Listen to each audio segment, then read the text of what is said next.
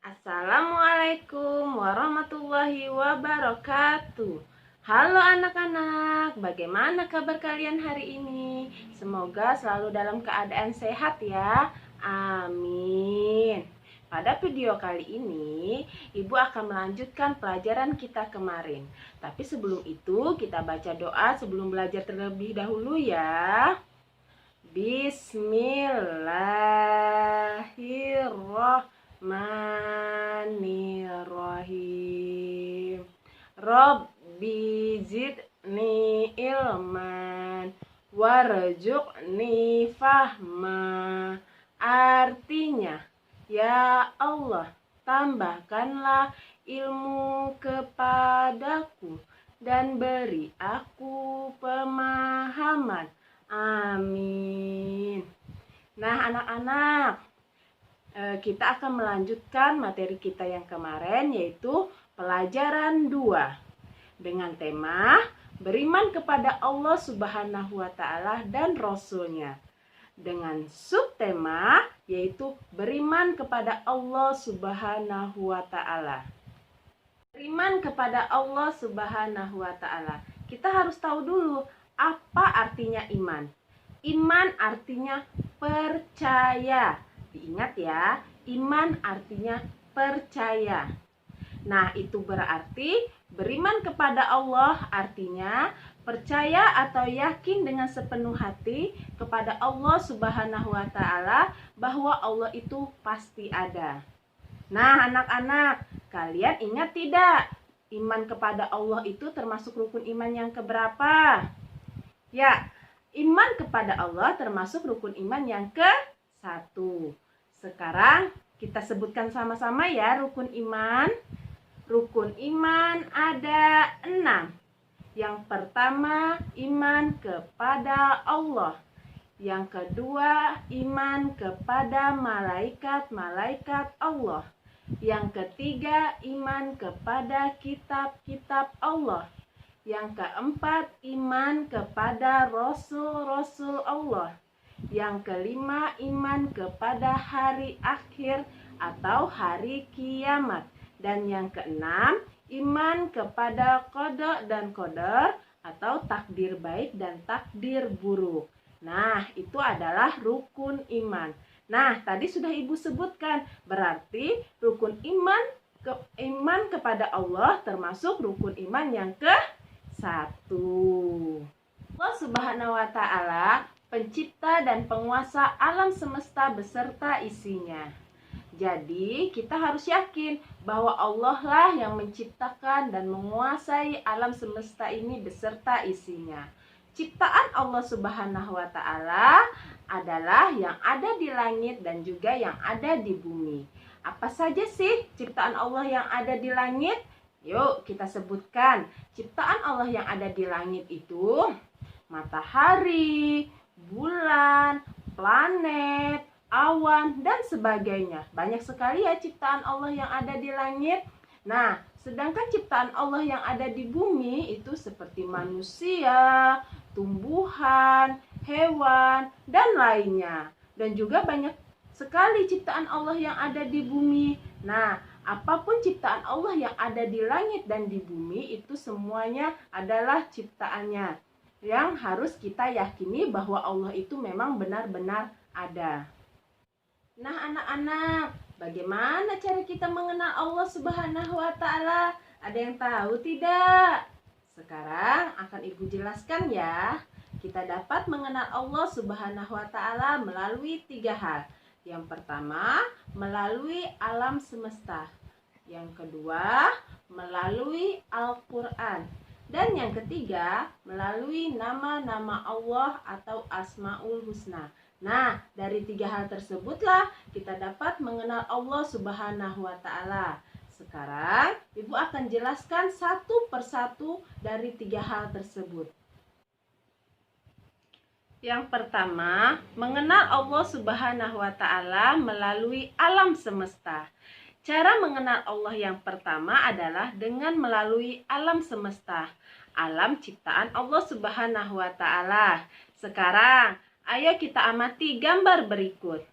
Ada benda mati dan juga ada benda hidup. Benda mati apa saja? Ada kursi, buku, gunung, pensil, batu, meja, dan gedung. Nah, benda ini disebut dengan benda mati. Kenapa disebut dengan benda mati? Karena benda ini tidak dapat bergerak, tidak dapat tumbuh, dan tidak dapat berkembang biak. Nah, anak-anak, benda-benda dalam gambar ini merupakan ciptaan Allah atau bukan? Gambar ini termasuk ciptaan Allah ya. Meskipun ada yang diciptakan langsung dari tangan Allah dan juga ada yang diciptakan melalui perantara tangan manusia. Nah, coba ya kita sebutkan benda apa saja benda mati yang langsung diciptakan Allah Subhanahu wa Ta'ala.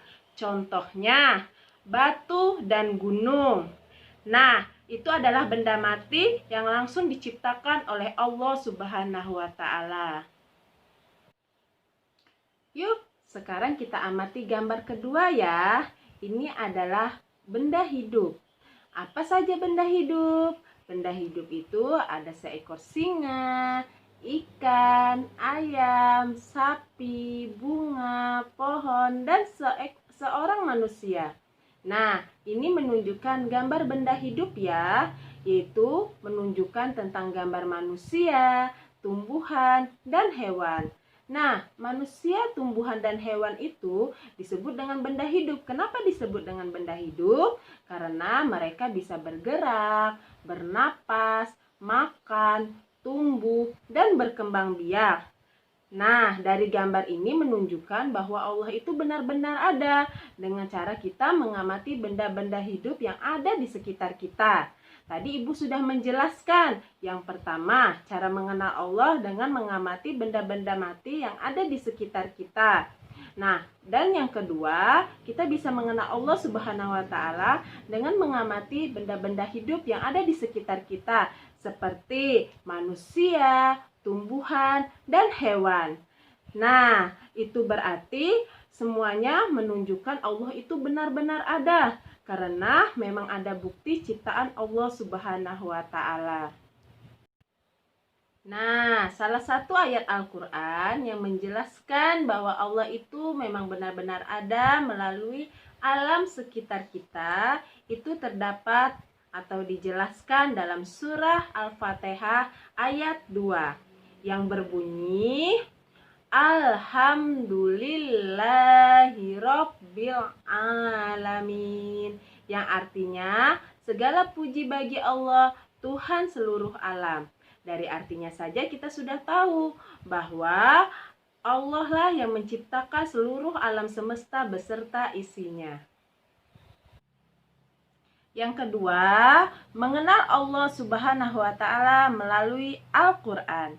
Nah, kalian bisa lihat gambar di samping ya. Di situ ada Quran surah Al-An'am ayat 102 yang artinya, itulah Allah, Tuhan kamu, tidak ada Tuhan selain Dia, pencipta segala sesuatu, maka sembahlah Dia, Dialah pemelihara segala sesuatu.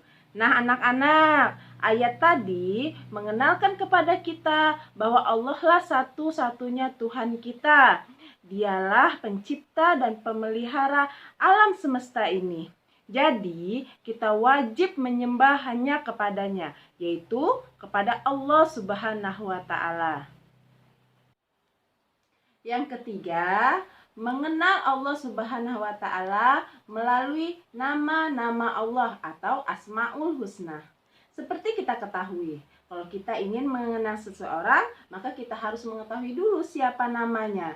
Nah, begitu juga Allah. Kalau kita ingin mengenal Allah, maka kita harus mengetahui nama-nama Allah. Nama-nama Allah ini bisa kita kenal dengan Asmaul Husna. Seperti sudah kita pelajari pada kelas-kelas yang lalu waktu kalian masih kelas 1 ya, kelas 2, kelas 3, itu pernah Ibu jelaskan bahwa Asmaul Husna itu berjumlah 99 ya, yang kita ketahui Asmaul Husna itu berjumlah 99. Tapi yang akan kita pelajari hari ini ada 3 Asmaul Husna. Yang pertama yaitu Al-Basir, yang artinya Allah Maha Melihat. Coba sekarang kalian perhatikan gambar berikut. Gambar di sini ada 3 orang anak, ya. 2 di antaranya mereka sedang berbisik. 1 di antaranya tidak tahu apa yang mereka bisikan. Nah, 1 orang itu tidak tahu apa yang mereka bisikan. Tapi siapa yang Maha mengetahui? Ya, yang Maha mengetahui adalah Allah Subhanahu wa Ta'ala. Allah mengetahui apa yang mereka bicarakan walaupun orang lain tidak tahu. Allah Maha mengetahui dan Allah Maha melihat apapun yang kita bicarakan. Nah, dengan Allah Maha melihat, Allah mengetahui perbuatan baik dan perbuatan buruk manusia. Makanya kita harus berhati-hati dalam melakukan sesuatu karena Allah mengetahui segala perbuatan kita. Sekecil apapun perbuatan kita di dunia ini, Allah akan selalu mengetahuinya. Tidak ada yang luput dari pandangan Allah Subhanahu wa Ta'ala. Yang kedua, Al-Adl, yang artinya Allah Maha Adil. Nah, anak-anak, tahukah kalian bahwa Allah menempatkan semua manusia yang ada di muka bumi ini sama di hadapannya, tidak pernah dibeda-bedakan, mau dia orang kaya, orang miskin, ataupun seorang pejabat. Semuanya sama di hadapan Allah. Allah hanya melihat kemuliaan seseorang dengan cara apa? Dengan melihat ketakwaannya.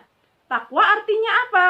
Takwa artinya mengerjakan semua perintah Allah Subhanahu wa Ta'ala dan menjauhi segala larangannya.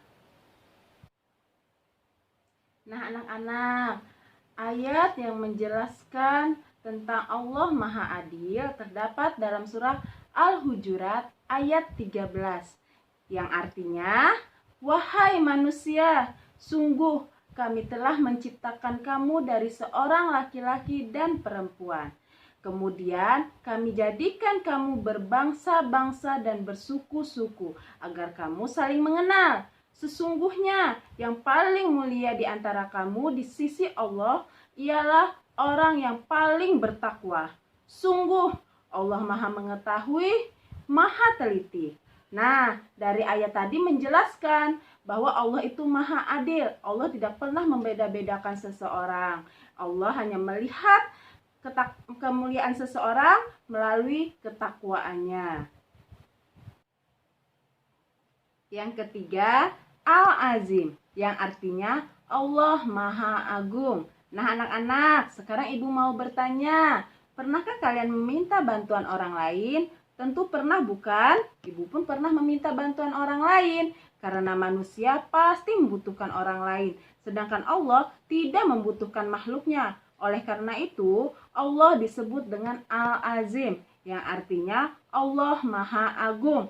Hanya Allah yang Maha Agung yang tidak membutuhkan pertolongan. Dia yang memenuhi semua kebutuhan makhluknya. Manusia membutuhkan pertolongan Allah dan juga membutuhkan pertolongan orang lain, karena manusia tidak bisa hidup sendirian. Nah, dengan memahami sifat Allah Al-Azim tadi, maka kita akan selalu mengagungkan tanda-tanda kebesaran Allah. Dengan cara apa kita mengagungkan tanda-tanda kebesaran Allah? Dengan cara selalu melaksanakan perintahnya dan menjauhi segala larangan Allah Subhanahu wa Ta'ala. Nah, anak-anak, selesai sudah pelajaran kita hari ini. Alhamdulillahirabbil alamin. Semoga pelajaran kita hari ini dapat bermanfaat untuk kalian dan dapat kalian pahami dengan baik. Terima kasih dari Ibu. Wassalamualaikum warahmatullahi wabarakatuh.